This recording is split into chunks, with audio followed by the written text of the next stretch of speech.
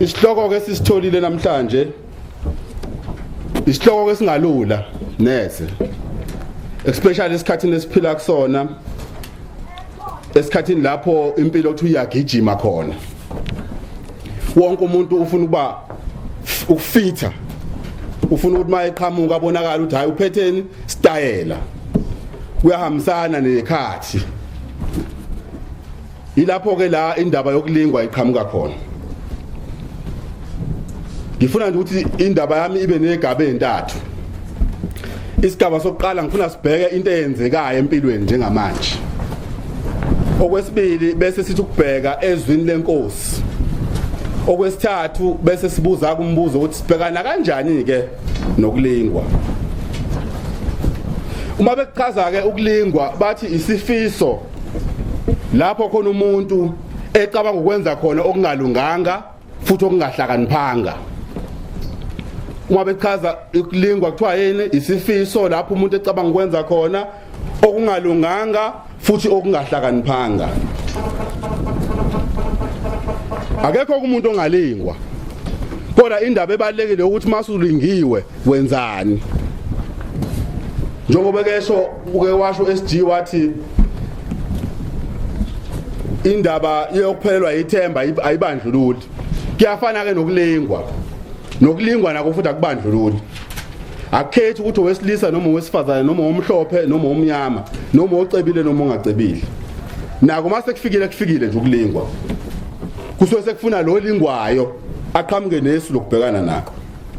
Into engiyibona interesting ethi eSouth Africa abantu abalinganiselwa kwaba u80 kwaba u100 bangamaKristu. Okushuthi oku80 koku 100% kusho ukuthi abantu abalapho bangamaKristu. Kodwa yet izinga labantu abakhomitha icorruption noma okuthiwa inkohlakalo liphindaphindwe kabili kunaleli lijwayelekile nelibonakalayo kwamanye amazwe eSouth Africa. Shukumama izinga lenkohlakalo eSouth Africa liya ngokuya liyadlondlobala. Kodwa bangakanani abantu abangamaKristu bakhanda u80% wepopulation yaseSouth Africa. Umbuzo ngothi ubani ibaphi labantu abakhohlakele? If ukuthi aba u8 kwaba u100 bangamaKristu. Uma sithatha nje izinto kade sizibuka manje zenzeke emphakathini wethu. Uma uyofuna umsebenzi ufike ushortlistwe ku-interview uma unenhlanhla ukwazile ukuthi ushortlistwe ube sohlelo lwabantu abakhethiwe abazobizela ku-interview. Ufike ku-interview uyishaye interview uphume lapho ku-interview unethemba lokuthi hayi ngishayile le interview.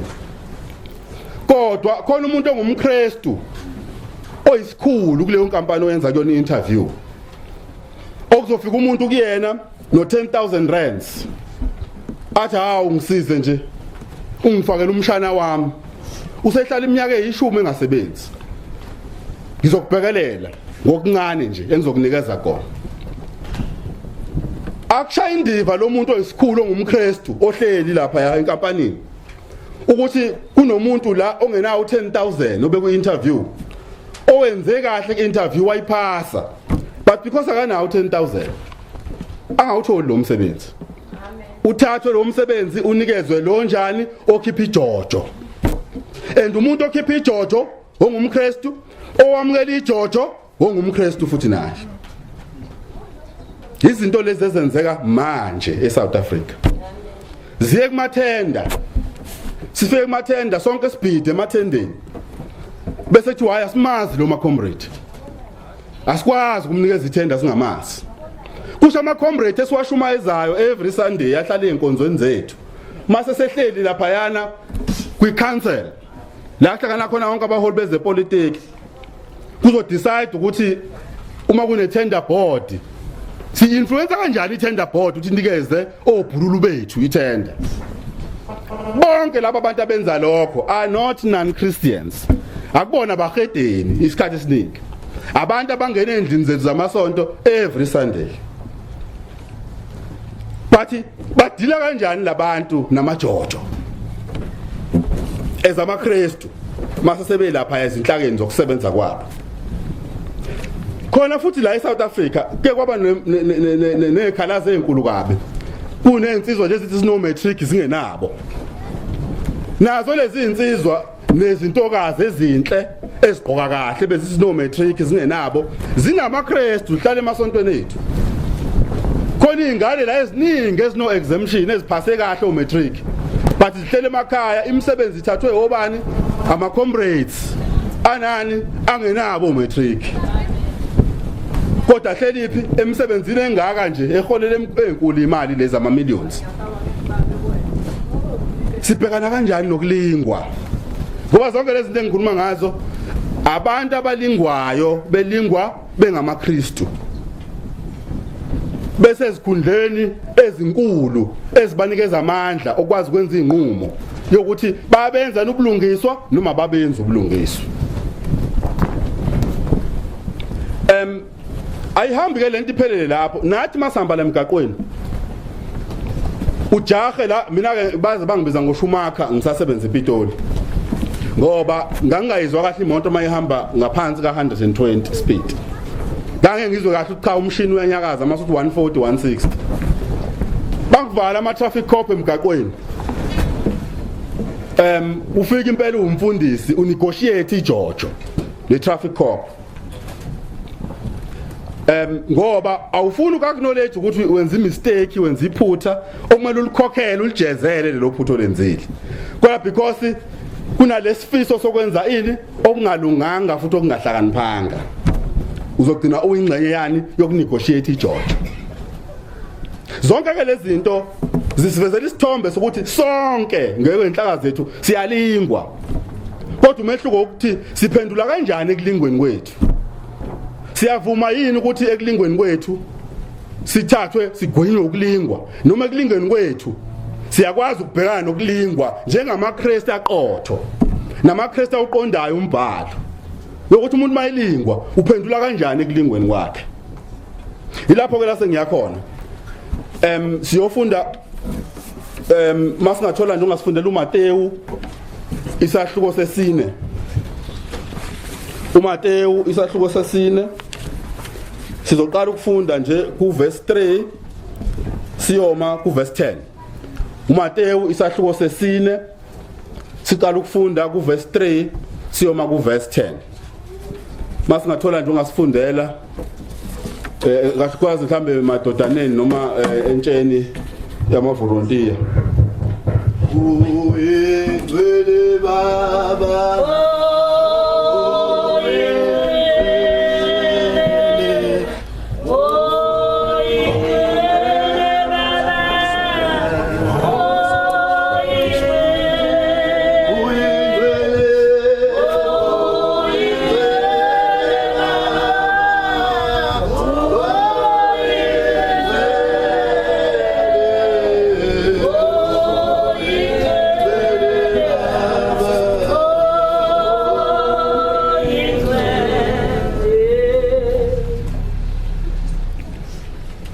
sothola izwi lenkosi ukaMateyu wesine ivesi leshumi izembe selibekiwe empandeni yemithi ngakho yonke imithi engatheli izithelo ezinhle iyanqunywa iphonswe emlilweni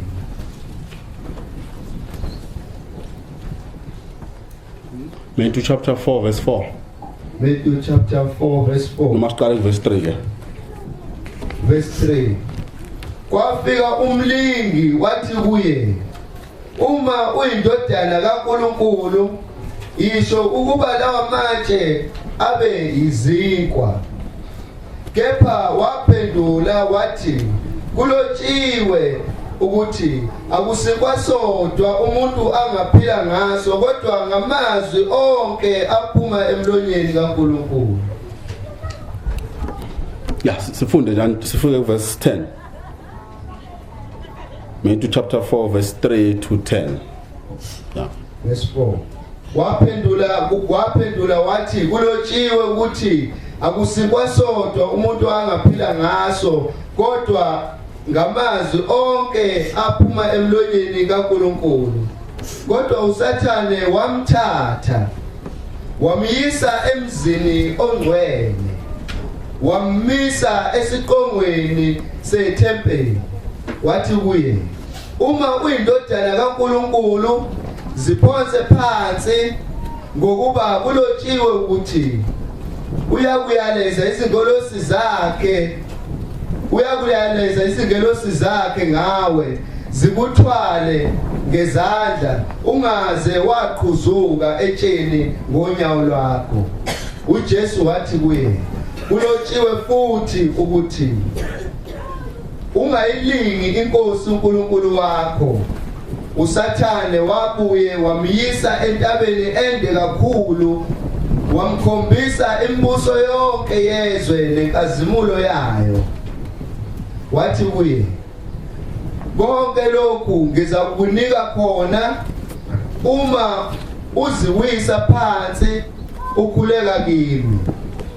Khona uJesu wathi kuye, suka Sathane, ngokuba kulotshiwe ukuthi wokhuleka enkosini uNkulunkulu wakho umkhonze yena yedwa. Amen. Siyabonga. Ingxoxo le esithola lapha engizozama ukuthi ngiyigoqe ngingayiluli kakhulu. Ingxoxo ephakathi kukaJesu noSathane. uJesu ukhuphukele entabeni lapho eyoconnecta khona noNkulunkulu, ekulungiseleleni the great plan kaNkulunkulu ayezoba nayo ngaye. uJesu wayezoehlela emhlabeni ukuzokwenza umsebenzi wokusindisa abantu ekoneni kwabo, bese babuyisela back kuNkulunkulu, ngoba zonke izinto zazikade zonakele eTestamenteni elidala. Umuntu ewa engena esonweni, kwabonakala akekho omunye umuntu emhlabeni owayengakwazi ukufitha noma engakwazi ukuthi amelelane nomthwalo owakuzomela uthwalo umuntu ozosindisa abantu aphinda babuyisele back kuNkulunkulu. So kwathi makubhekwa kwabonakala akekho ongayenza lo msebenzi. Kwaphoqeleka ukuthi kwehle ingxenye kaNkulunkulu ize emhlabeni izokwenza lo msebenzi. Okwakungumsebenzi wokusindisa abantu ekoneni kwabo, bese uthatha abantu ubabuyisela back kuNkulunkulu. So uma iqala le ndaba iqala ke kuleso simo sokuthi nansi indoda eseyikhethiwe, ikhethwa uNkulunkulu ukuthi izokwenza umsebenzi wokusindisa abantu, bese ibabuyisela back kuNkulunkulu. Kodwa le ndoda izokivivinywe ukuqondakala ukuthi iwulungele lo umsebenzi. Ifika kubantu ababantu nje phaqa ababuka izinto ngenyama, abangayazi indaba yokukholwa, abangayazi indaba ukuthi kuyasindiswa, kodwa abahambisa imfundo nobuchwepheshe phambili. Uphikisana nama-Sadducees nama-scribes, abantu okungababhali nabafundisi bomthetho bangaleso sikhathi, lezi ngithabuchopho ama-philosophers angaleso sikhathi, abuza le ndaba yokuthi uyindodana kaNkulunkulu kanjani. Beyibuka ngokobuntu, lokuthi lo muntu uzalwe ngokobuntu, wazalwa umuntu uMaria, wafika emhlabeni ngesimo somuntu, kodwa ngapha uzibiza ngendodana kaNkulunkulu. Bayibuka ngoJosepha, bayibuka ngoMaria, abantu nje abade bephila nabo ababaziyo, abayi-understand indaba kaJesu njengoNkulunkulu uqobo lwakhe, kodwa wehle ngesiqu sobundodana kwezemhlabeni. Ngenhloso ukuthi wayengekho omunye umuntu owengayithatha le ndaba yomsebenzi wokusindisa abantu ayenze ngendlela uJesu Kristu oyingxenye kaNkulunkulu, enguNkulunkulu naye uqobo lwakhe ayengakazi ukuyenza ngayo. Uma ke sesilapha ku3 uverse 3 wakhona uthi mawuyindodana kaNkulunkulu awaguquke lamatshe abe izinkwa. Ukulingwa lokho kokuqala esikubonayo uSathane ekubeka phambi kwaJesu umphosela inselelo ngani ngobundodana bakhe bukaNkulunkulu. Lokuthi ake sibuteste lo bundodana bukaNkulunkulu bakho, ngoba phela indodana kaNkulunkulu funa iphatha amandla afana nse nawabani nawababa wayo uNkulunkulu. Kodwa ke sizwe impendulo kaJesu ngoba sithe ingxoxo le ela kuverse 4. uJesu uthi hayi kulotshiwe lokuthi umuntu ngeke aphile ngesinkwa sodwa, kodwa uyophila ngawo wonke amazwi aphuma emlonyeni kaNkulunkulu noma ehla aqhamuka emlonyeni kaNkulunkulu. So angithi uyabona uSathane une uclear theory yakhe ukuthi uJesu suspende 40 days and 40 nights entabeni nomehlane. So ngalesi sikhathi ulambe ngalendlela yokuthi ayikho into angayiphikisana nayo. So ngamazwi uSathane ufika kuJesu at his weakest point. Ufika kuyena umlinga ngento anesiqiniseko sokuthi akulula ukuyiresist. Khumbula ukuthi kwakusehlane and ihlane ke mawulazi 1 awathola amanzi ehlane 2 akulula ukuthola ukudla ehlane mawunenhlanhla into oyithola ehlane isihlabathi esikhona lesi ohamba kusona mawunenhlanhla ukuthi mhlambe makunemithi ongase uyihlafune ikhipha into engathi uketshezana kunezihlahla ukuthi mawuzihlafuna zikhipha into engathi uketshezana ezamanzi okuzithola ehlane as typical of I desert. So use desert lo muntu usehlane there is no way ukuthi uzoqhamuka ukudla. So uSathane ufika ngaleso sikhathi ke la weak khona. Kodwa uJesu impendulo yakhe ayikhombisa ukuthi umuntu oprepared ukuthi njani athi give in. Ayikhombisa ukuthi umuntu lo prepared ukuthi athini avuma ukulingwa. Kodwa uthi hayi phela umuntu akaphili ngesinkwa sodwa. Ehle ngazuthi wayenobufakazi bokuthi mayengawaphendula lamatshe abeyizinkwa khona ialternative ayizoba nayo la izothola khona ukudla. Wayengekho sho uJesu ngaleyo into. Ukusho lokhu nje completely not aware ukuthi khona iplan engenzeka ngaleso sikhathi. Kodwa wayenento eyodwa kuyena. Wayene trust kuNkulunkulu. Yokuthi uNkulunkulu ngakamlethe ehlane bese emnikeza i-challenger engenayo isolution yokuthi uzobhekana kanjani naleyo challenger. Yileyo nto ifaith ayenayo. Kodwa wayengenayo into ephathekayo ayengayikhomba athi naku. It's like uAbraham ekhuphuka entabeni nendodana yakhe.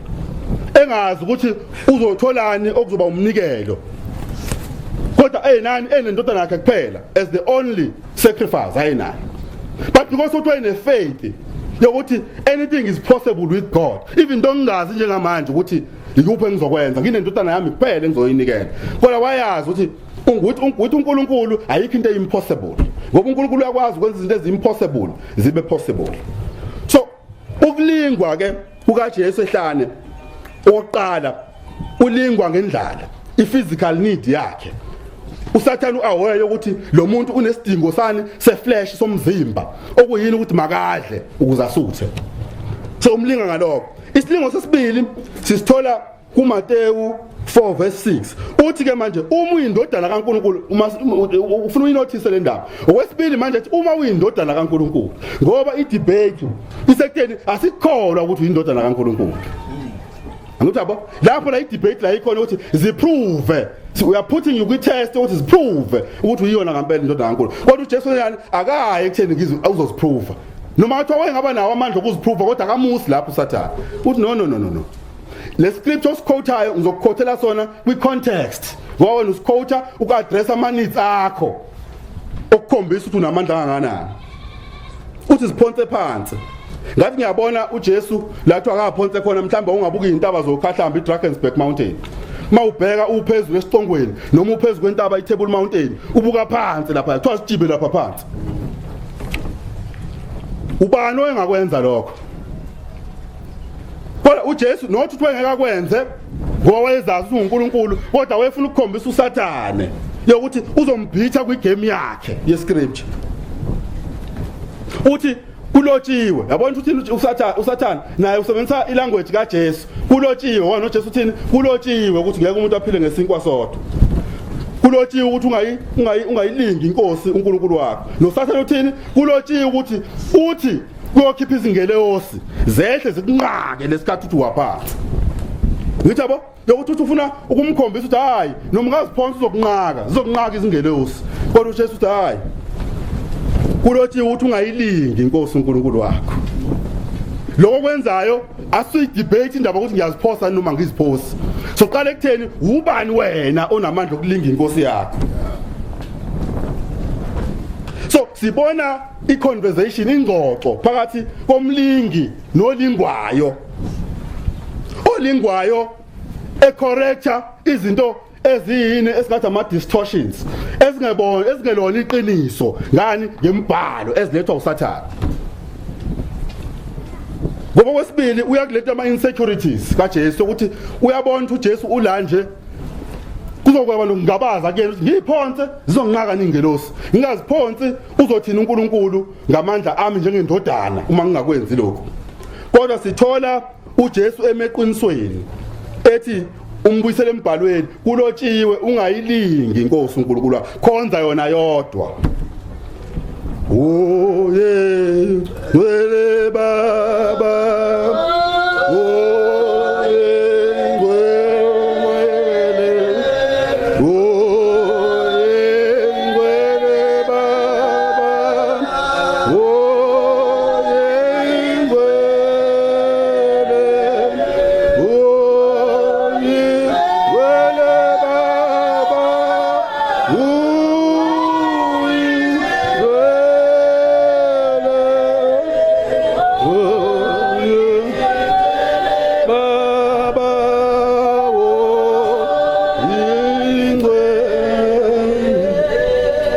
Lapha verse 9 la chapter 4 uyabuya futhi uSathana akagive up akaliphosi ithawula uthi ngizokunikeza konke lokhu ukhomba izinto zemvelo nengcebo uthi manje kuphela wena uzokhothama ungikhonze ngizokunikeza konke lokhu kuzoba ngokwakho. Kukhuluma umuntu owakhishwa ngopotsho ngoba engahambisani nentando kaNkulunkulu ukhuluma as if owns engathi khona into anazo okungezakhe ezingcebo ngoba uNkulunkulu uthi yonke into ekhona phansi komthunzi welanga ingeyakhe izwe nabantu abakhile kulo bangaba kaJehova. Kodwa uSathane la ukhuluma as if unepower yokowna izinto zengcebo nezinto zikaNkulunkulu ezisemhlabeni uthi mawugoba nje ukhonza mina ngizokunikeza konke lokhu. Uthini uJesu ke ku verse 10 uthi suka la. Wes ngathi uthi uyabona manje sekufike la Sathane. Suka la eduze kwami. Ngoba kulotshiwe yaphinda futhi le kulotshiwe it is written yokuthi uyawukhonza inkosi uNkulunkulu wakho yona yodwa. Nobody else. Munya kuphela umuntu okumele akhonzwe inkosi uNkulunkulu ubaba osezulwini. Njengoba elana uJesu nje urepresenta uNkulunkulu the Father esigabeni sikaNkulunkulu the Son. Uthi akekho omunye ozomkhonza. Uzawukhonza uNkulunkulu yena yedwa. Ilesi igaba ke entathu esizibonela. Isigaba lapho uJesu elingwa khona ngokwesidingo sakhe senyama sokulamba. Ilapho khona uJesu elingwa khona ngokwesidingo sakhe sokuvikeleka, isecurity. Ilapho uJesu elingwa khona ngokwesidingo sakhe noma ngokwamandla akhe yokuthi uzela njengendodana kaNkulunkulu ezokwenza umsebenzi kaNkulunkulu. So the issue of power. So ulingwa ngokudla, ulingwa ngokuvikeleka, ulingwa ngamandla uJesu. Kodwa ke uphendula kanjani uJesu? Into yokuqala uJesu uqike ukuthi wayengayele entabeni ukuyodla. That's why indaba ye debate yokudla ingeyona issue kuye. Ngoba uJesu waya kwi desert eqonda ukuthi akukho ukudla, akho masaladi, akho Kentucky, akho Brianna azowufica desert. Kodwa waye desert ukuyoconnecta noNkulunkulu, ukumprepare for the great commission, umsebenzi omkhulu ayizowenza wokuthi ayenze abantu babe ngabasindisiweyo babhabhadiswe egameni likayise lendodana nelikamoya engcwele. Through isiphambano, through the cross. That's the only thing uJesu ayeyele entabeni. Yokuyo recharge ama batteries akhe to be ready for the battle ahead.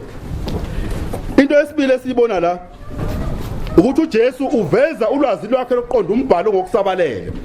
Nothi le ndlela elula eyenziwa uSathane ukuthi ngoba uyakwazi ukuyimemorize imbhalo uzokwenza lokho. Kodwa uJesu wamthatha umbuyisela ekujuleni kwembhalo.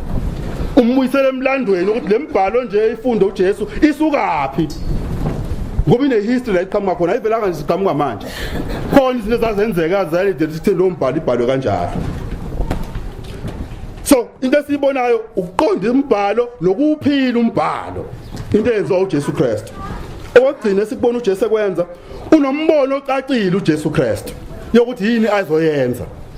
And akekho umuntu ozomsusa embonweni wakhe nasendleleni yakhe yalezi zinto azozenza uNkulunkulu amlandele zona. Isigaba sesibili ke lesengidlula kusona esiveza umbhalo noJesu onguNkulunkulu aphinda abe umuntu kodwa elingwa obani onezinhloso ezimbi futhi onjani ongahlakaniphanga okungusathana. Uma iboxer okuthiwa ugolotha ethola li undefeated langakaze ehlulwe ezimpini ezingamthelwa kweziyishumi, lo mshayisibhakela okuthiwa ugolotha oyengakaze ahlulwe ezimpini eziningi ayesezilwile. Kodwa into enothisekayo ngaye ukuthi ezimpini wazilwa ugolotha zonke wayezinqoba ngomzuliswane wesihlanu emzuliswaneni eyishumi.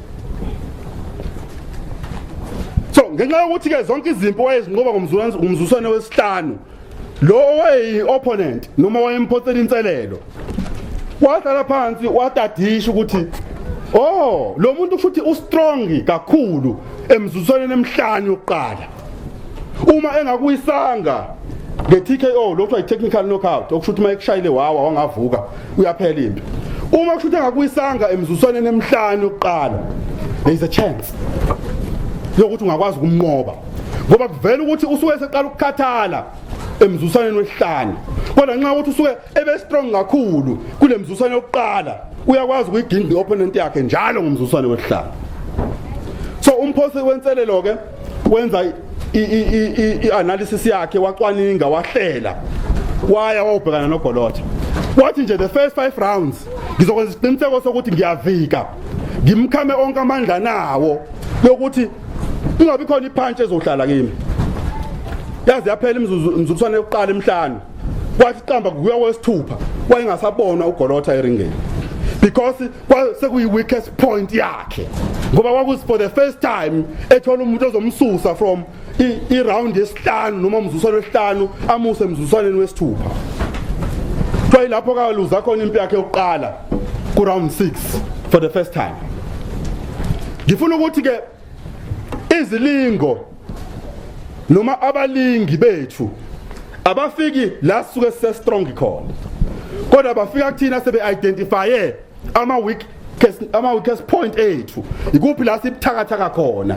Abantu abasilingayo bayalwenza ucwaningo labo, babona lona ubuthakathaka makiwe emalini akeve ithanda imali. Isilingo abazosiletha esihambisana nemali. Hayi akeve sithanda isifazane uNkuzimalanga lo. Awukhuluma kakhulu nje ngaze aqoshinality phansi, kodwa uweak makiwe emantombazaneni. Isilingo esizofika kuwe esihambisana naloko obuthakathaka kubona. Hayi lona impela noma kuthiwa impela nje ucula kakhulu kangaka, kodwa akeve ithanda imithi. I-weakness yakhe ezofika uzokupresenta nga something ezokheha wena kuba i-weakness yakho. So sonke silingwa abantu abasuke besitadishile ukuthi sibuthakathaka kuphi, kodwa into emqoka ukuthi siphendula kanjani ekulingweni kwethu. Siphendula njengoJesu, sibabuyisele embhalweni, siba correct ukuthi hayi phela noma ngiyithanda imali kodwa ngeke ngiyebe, noma ngibathanda abantu besifazane kodwa ngizoshela ngiqonwe ngishade ngibe nabantwana. Angihambi ngibamba noma ubani osemgaqweni ngithi uyintombi yami. Noma kuthi umsebenzi ngufuna kangakanani ngeke ngigwaze ngoba naku ngifuna umsebenzi, ngeke ngilale ngoba ngifuna ipromotion ngizokhushula emsebenzini, angihambe ke ngolala nesikhulu sakho nesiphethe. Udila kanjani nani nezilingo? Uthini umbhalo ekudileni nezilingo? Usifundisana uJesu ekudileni nezilingo ukuthi ngisho ukuthi uweak kangakanani ungakhohlwa ukuthi ubani nokuthi yini uNkulunkulu akunikeze yona njengesikhali sokulwa nokulingwa kwakho. Ilapho ileyo nto into esifunda today. Imbhalo isinikeza izikhali zokulwa nabantu abasilingayo ekulingweni kwethu. Yabona manje kuno sugar mama abalingwa oBen 10. Ubona umama nje ohamba ngengovu yemoto ye-SUV engaka ephakeme, kodwa uyinterested nje umama webhantshi ubhizi noBen 10. Ngolezine uphethe iBhayibheli leculo uyavutha bhenkonzweni, kodwa ngama Fridays ule koBhalitho nako Gateway noBen 10. Lo muntu une edge yomzimba weflesh ayi expressa ngokweqa umthetho kaNkuluNkulu abona uBen 10 eyisolution kuma edges zakhe noma ezidingweni zakhe ezenyama. Indlela esibhekana ngayo nelingo ekumele masihlolisise kahle. Akusho ngeke silingwe solingwa and there is nothing wrong ngokulingwa ngoba itesta ifaith yethu kuNkulunkulu masilingwa. But how do we respond to ama temptations esibhekana nawo?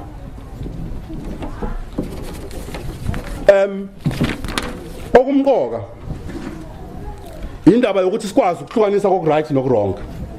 Akukhathaleki ukuthi kwenziwa ubani. Angithi abakunale tendency especially kubantu abasha yokuthi hayi bonke nje abangani bami mina bayahamba baye ema tavern baye ema night club. No, bonke nje bayakwenza ispan sami. Ngabe kusho ukuthi wonke umuntu uyakwenza kube right na lokho. Ukuthi wonke umuntu egroupini yakho uqomile noma uqonyiwe ukwenza kube right yini lokho. Yini sifuna uba abantu abafithayo njalo singafuni uba ama misfit. Yabona misfit into ethi mawuthi uyifaka ingangeni entweni because ayakhela ukungena lapha. Thina sifuna ukuthi sifithe kuyo yonke into esesitayeleni. Asifuni uba ama misfit ukuthi hayi angeni ke mina lapha because ngiyakholwa. Sifuna ukufit sisa switch. Yabona ikhadi lelo lifaka noma yipi ATM liyayikhipha nje imali. Alikhethi ukuthi uFNB, uStandard, uCapitec la lingena khona lona likhiphela imali. Alikunikezi ngisho ama charges. Sifunelani ukuba ngabantu abafithayo everywhere. Singafuni uba ama misfit. Bomfundisi nje oyimisfit. Abantu bonke abantu be interested emalini nasekundleni uthi hayi mina I don't give a damn. Umuntu omusha nje abantu bonke abantu bethi ha kuyistayela nje ukuthi ha uma udate ubani nje. Uthi no mina ngimisfit. Ube umama nje uthi ha usebephuza bonke bafaka amaniphe emakhopheni bafike sebekhuba kakhulu esontweni but mina ngimisfit. How we deal with ama temptations kusiveza ukuthi obani soqonda ngana nombhalo. uJesu wayeclear yokuthi akho sathane la uzomenza shintsha ukuthi uzelene emhlabeni. Nathi ke asithi akho sathane uzosishintsha ukuthi singabantwana bakaNkuluNkulu. Akukhathalanga ukuthi usathane usivezela okuhle kangakanani but okusala ukuthi singabantwana bakaNkuluNkulu enisima lapha. Makusho ukuthi siba ngama misfit asihlale singama misfit sithi hayi thina singeni ke la asikho esitayeleni because singabantwana bakaNkuluNkulu. Kodwa masifuna ukufitha yonke indawo alukho uhlobo lokulingwa elingeke lisigwinye sizofana noGolotha iboxer elasitshela ukuthi lishaya kakhulu lakhohle ukuthi nalo linobuthakathaka. Wafika uSathane wafika la libuthakathaka ngakhona waseyangena. Asikhuleke. Nkulunkulu siyabonga nasekuseni indumiso yonke siyiletha kuwe yokuthi namhlanje uyasifundisa ukuthi imbalo iyona eza kusilekelela kubhekene nokulingwa kwethu. Ngeke singalingwa ngoba singabantwana bakaNkulunkulu siphethe ukukhanya singusawuthi wezwe siyayolisa lapho kungekho khona ubumnandi. Kepha Nkosi noSathane ngokunjalo usibhekile usiqaphelile usifuna la sibuthakathaka khona. Naba Nkosi abantu abasha baleli bandla, naba Nkosi obaba abaholi baleli bandla, naba umama baleli bandla, nali intsha yaleli bandla ngiyibeke ezandleni zakho Nkosi. Lula isandla sakho owasilule endodeni enguJesu Kristu wayihlisela emhlabeni yakwazi ukubhekana noSathane yamnqoba. Basize nabo Nkosi baphe izwi baphe inhlakanipho yokuthi lapho befika khona belingwa bakhumbule izwi lakho badle lona njengomntwana omncane encela unina. Bakhumbule ukuthi izwi lisikhali esiyobaphephisa ekulingweni kwabo. Yiba nabo ke Nkosi besazophuma behamba bephindele emakhaya osukwini lakusasa bakhumbuze Nkosi bazolingwa kodwa kumele babe ngama misfit ekulingweni kwabo. Sikucela konke lokho egameni likaYise lendodana lelikaMoya Ongcwele manje naphakade. Amen.